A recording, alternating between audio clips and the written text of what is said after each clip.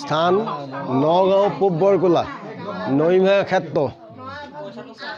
নমো কৃষ্ণ শংকৰ গুৰু হৰি ৰাম ৰাম হৰি ৰাম হৰি ৰাম। আত্মনিবেদন। ৰামাতয় অনন্তৰে আৰু শুনাবি ৰচন আত্মনিবেদন ভক্তি কৰুণী ৰূপন অৰ্পিলে কদেহ যিটো কৃষ্ণক সাক্ষাৎ কৃতাৰ্থ অতি কৃষ্ণৰ কৃপাত্ৰ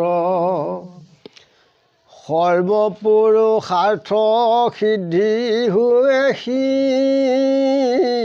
জনৰ লয় কবিহাৰ সাক্ষী বচনে কৃষ্ণৰ। কৃষ হেন শব্দ ইটো পৃথিৱী বাচক ভৈলা ন আনন্দত প্ৰৱৰ্তয় দুয়ো পদ এক ভৈলে পৰম ব্ৰহ্মৰূপ কৃষ্ণ নাম আনন্দক মাত্ৰ কৈ সেই কৃষ্ণৰ চৰণত দেহ অৰ্পণ কৰিলে কৃষ্ণৰ কৃপাত ধৰ্ম অৰ্থ কাম মোক্ষ এই সকলোবিলাক সিদ্ধি হয়। ইয়াৰ সাক্ষী কৃষ্ণই উদ্ধৱক কৈছে। ৰাম উদ্ধৱক বোলন্ত শুনিও মহাবল যি কালত নৰে কৰ্ম বেৰিয়া সকল মূত দেহ অৰ্পি ভৈল কৃতাৰ্থ পৰম নাই আন মোৰ প্ৰিয়তম তাক সম যেন গৰু পৰত বিকিলে যিটো জনে পোষণ পালন চিন্তা নকৰে সিজনে সেই মতে মুত অৰ্পি দেহাদি সমস্ত ৰৈল যিটো জন হৈ অচিন্ত মনত কেৱলে কৰয় চিন্তা ভকতি মাত্ৰ ভৈল সিটো মোৰ বিষ্ট কৰিবাৰ পাত্ৰ মই তাৰ হিত চিন্তা কৰোঁ অতিশয় অপ্ৰয়াসে সিটো সুখ মুকুতি পাৱয় হুৱে যোগ্য মুহুৰ সমানয় সূৰ্যক এহি মানে থৈলো ভগৱানে তৰ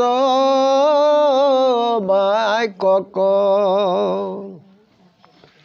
কৃষ্ণই উদ্ধৱক কৈছে যে যি কালত মানুহে বেদৰ যিবিলাক অবিহিত য'ত জীৱৰ বন্ধন হয় এই কৰ্মবিলাক এৰি কৃষ্ণৰ চৰণত আমাৰ এই দেহ অৰ্পণ কৰিলে কৃষ্ণই কৈছে যে তেওঁ সমান মোৰ প্ৰিয়তম নাই।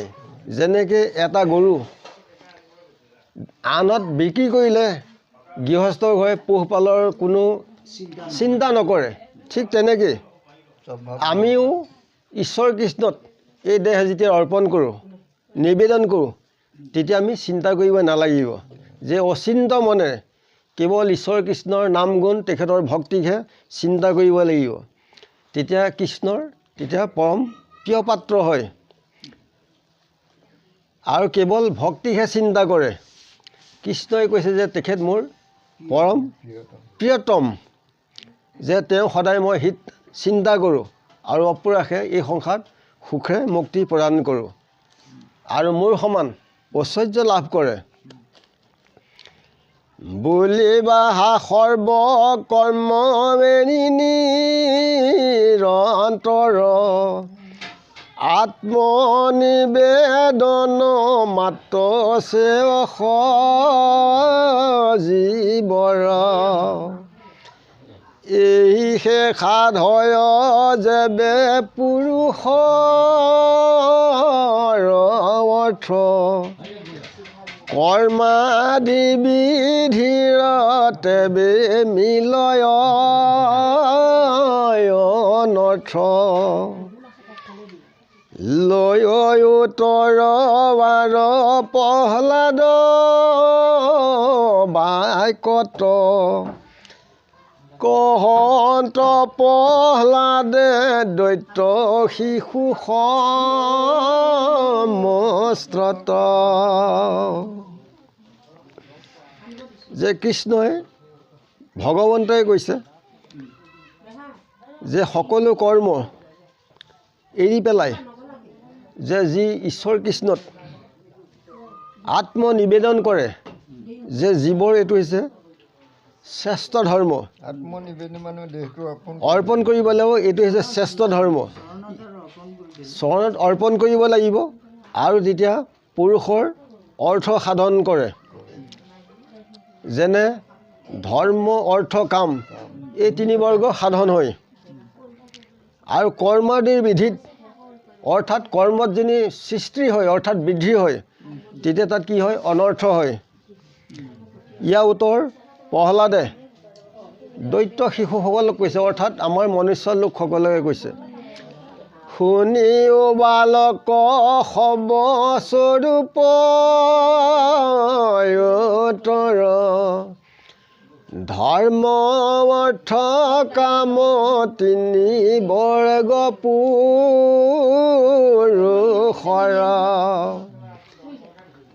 তাৰ অৰ্থ উপায় বিহিয়া আছে যত জাগ যোগ জ্ঞান ধৰ্ম কৰ্ম তীৰ্থ ব্ৰত তৰ্ক দণ্ড নীতি আন যতে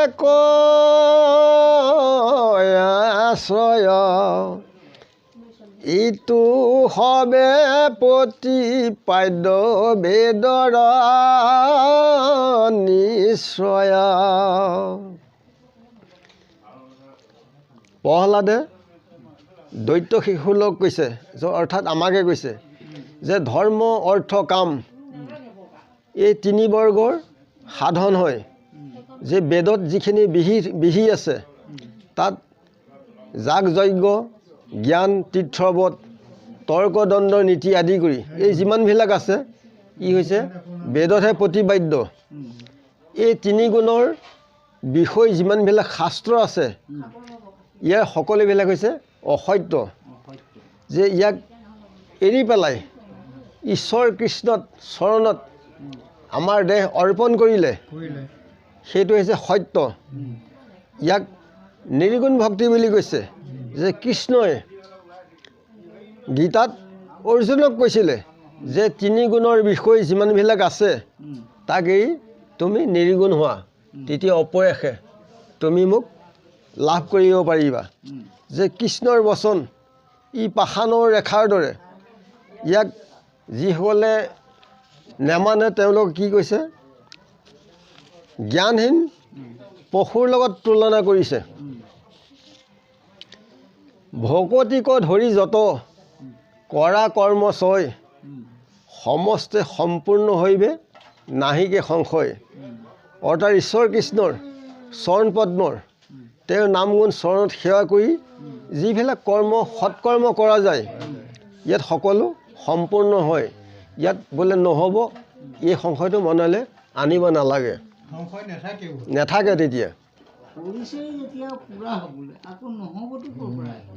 ভকতক কদাচিতো নেৰন্ত মুৰাৰী যেহি মতে ভজে সেহি মতে পাৱৈ হৰি যেহি যাক সদা ভাৱৈ সেহি তাক পাৱৈ চিন্তনৰ বলে প্ৰাণী আনৰ ৰূপ হৈ জ্ঞানে বা অজ্ঞানে যদি সোমৰে কৃষ্ণক তাতো ভগৱন্তে দেন্ত আপোনাৰ ৰূপক যে ভকতক ঈশ্বৰ কৃষ্ণই কেতিয়াও নেৰে যে যেনেকৈ ভকতে ভজে এই বেদৰ বাক্যৰ মতে তেনেকেই তেখেতসকলে ফল পায় যে যোনে যাক অনাবত ভাবি থাকে ঈশ্বৰ কৃষ্ণই তাকে দিয়ে যে চিন্তনৰ বলে আন ৰূপ হৈ যেনে ভৰতে হৰিণক চিন্তা কৰোঁতে কি হ'ল জ্বৰ ঘৰত হ'বলগীয়া হ'ল ঠিক তেনেকুৱা নিচিনা কথা যে জ্ঞানেই হওক বা অজ্ঞানেই হওক